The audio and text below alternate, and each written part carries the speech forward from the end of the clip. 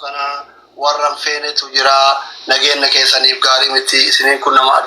ummata duratti ummanni isin laalu yani waan hunda osoo beeku garuu yeroo tokko tokko akkan taanetti bakkan taanetti maqaan nama yoo nama waamamu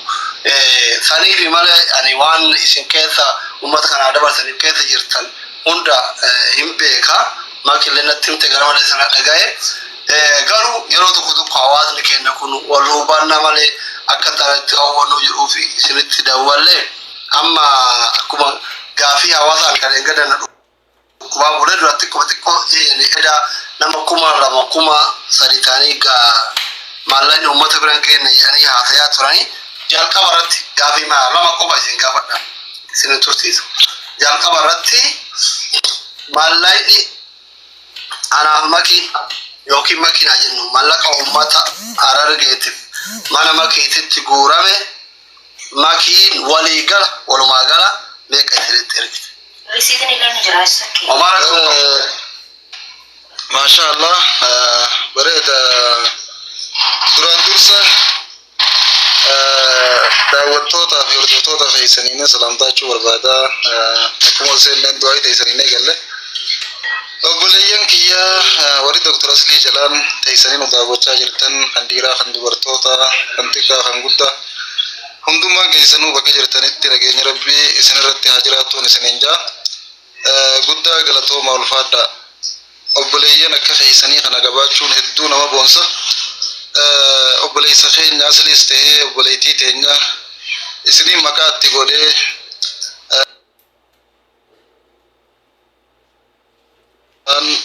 waan isin cinaa dhaabbattan san isaan illee nu biraan ga'an akka silaa nu biraan ga'anii fi akka hawwiif fedhii isaaniitti hawaasa bira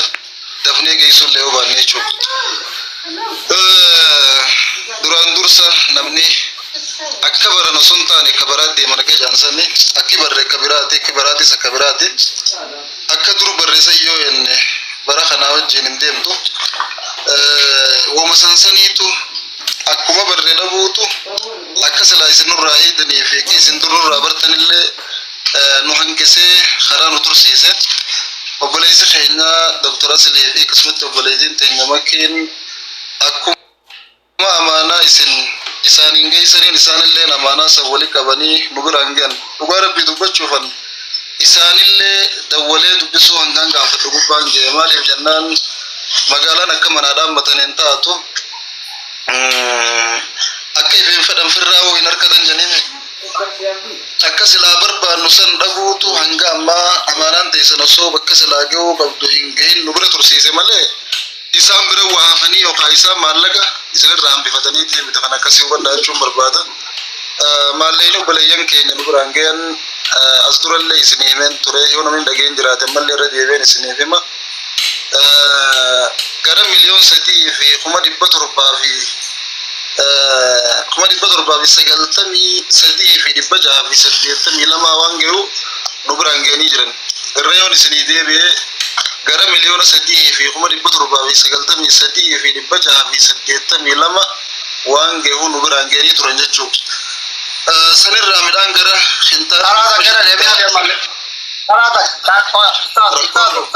sirriitti akka badan sharaata kana deebi'aa fi maalleeyni isin waliin qabdan obboleeyyan keenya Dr. Asli fi obboleettiin teenya makiin waliin ta'uudhaan nu biraan ga'an gara miliyoona 3 fi 793 fi 682 gara doolaaraatti gaamee akka ta'e isiniif beeka.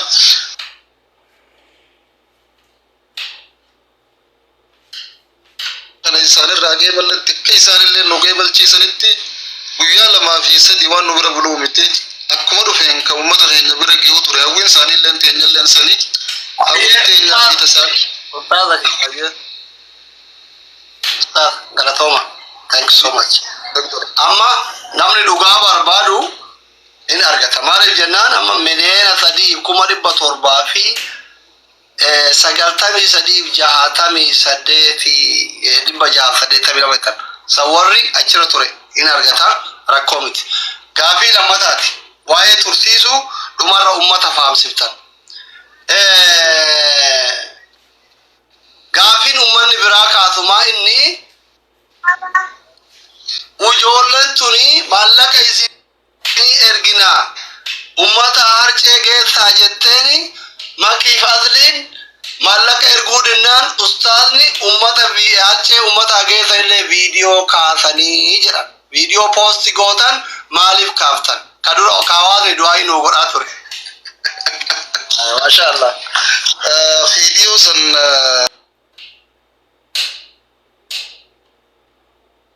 dami wayii kan gara kuma kudha wayii kasii daawwatee ture.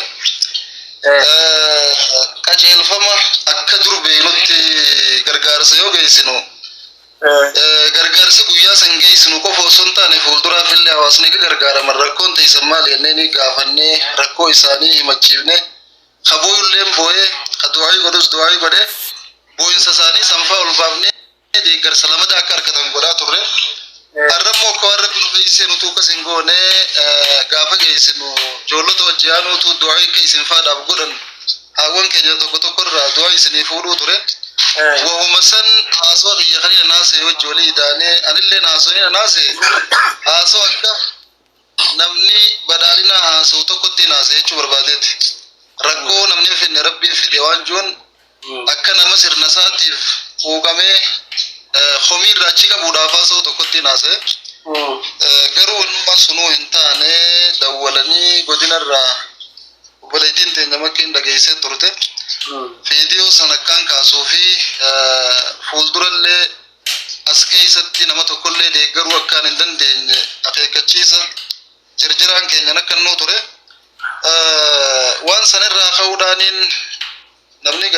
mana hulaan seenaa akka fedhees ta'u namni biyya hoogganuu jiru isaanii yoo isaan nun hayyamne waan kana galmaan ga'uus hin dandeenyu. Amanaan teessan tun takka ifuma duuba deebiti malee hawaasa silaa isin bira hanuu geessu jettanii addan san bira isin eeguu hin dandeessu waan ta'eef qaalii isaanii goonee viidiyoo san qilleensa irraa gabbuu neechuu san booda ammoo rabbiin umrii isaanii nuuf haa dheeressu. Bulchituu godina Harargee Bahaa Aadde Miskii Mahammadiif illee dawwaleen waan turetti himee eegaa waan ture hubachiise booda isin nama galataatii amata 4 hawaasa kana nu wajjin deeggartanii bakka bishaan hin qabne bishaan baaftanii bakka beela qabdu beela baaftanii nu wajjin gammoojjii fi baddaa gaara buutanii baatanii tabba baatanii buutanii nu wajjin lafaa turtanii.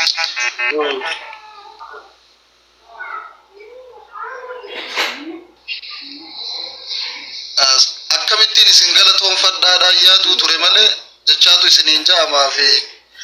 akeekkachiisaa isin kennamaan na bira hin jirtu.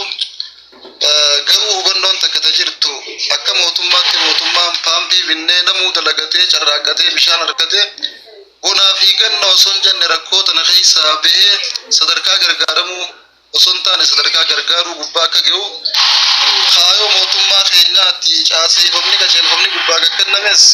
as booda rakkataan argamuu hin qabuudha. Namuu dalagachuu qabaadha. Nama gargaaru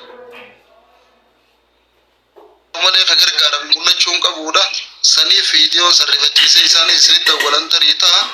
malee hamtuu biraatii fi miti hamtuutti hin fudhatina. Fuulduraaf ammoo wal mari'annee ilaa filaameedhaan waliin sossoonee bakka silaa gargaarsi gahuu qabu walumaan geenyaani qalbiin irraan cafinaa fuulduratti sagantaa qopheessee waraqaa beekamtiillee isinii qopheessee gala sagantaa galateeffannaa san gubbatti sartifikeeta uummatan wajjin gargaaraa turuu keessanii isinii hanninee walumaan fuuldurallee mana barumsaa jaarra bishaan bakka jirree baafna bakka rakkoon jirtu ni gargaarra waliin itti buufnaa waa takka illee yaadina jettee qalbiillee nu fayyifte nu gammachiifte. Waa'ee usaadha ijoolleen amma waan gootan dhumarra boru yookiin gizee isinitti tole risiitii nuti isinitti ergine hin jira waan ta'eef tokko ka gaafa duraa qofa maxxane waan ta'eef hundaayyuu risiitii ka hawaalaan dhufee ka bankin transfer ta'ee sanniin bakka tokkotti waliin qabdanii I think risiitiin suni miliyoona 2 wayi 100 wayi 100 maal risiitii abbaa shannatti fakkaata dogoggoruu baadhee risiitiiwwan sanniin ganama bakka tokkotti maxxansa haalidee ishee godhaa jala risiitii jedhaa jira waan ta'eef gaas risiitiin hin jira. Risiitiin hin jira. Ganama risiitii sun yoo viidiyoo uummatallee maxxansuu isin dhoogan risiitii rakkoo qabu risiitii uummata maxxansaa aljara comment yatti receipt waan jedhanii fi tokko kana lammata mootu amma rakkoo ummata kana ummanni kun yoom ga'ama gargaarsi kun wallahi mallaqa amma jenne kanarra mallaqa kanarra ummanni gargaarame jira mallaqa amma miliyoona 3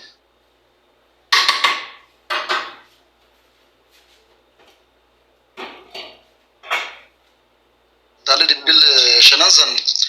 gara mallaqaatti toora irri miliyoona 2 fi 200 miliyoona 2 fi 200 irraa miliyoona 2 kafallee fiiti daaka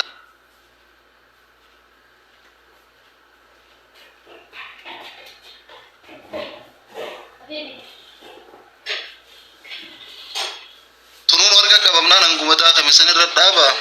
inshallah rabbiin fedhe gaafa sanfiyanne kabiraatti nu idaatanii ka bukharinis bakki faafirkaati sakke isin jalaa guutamtee midhaan lafa qabeen teenya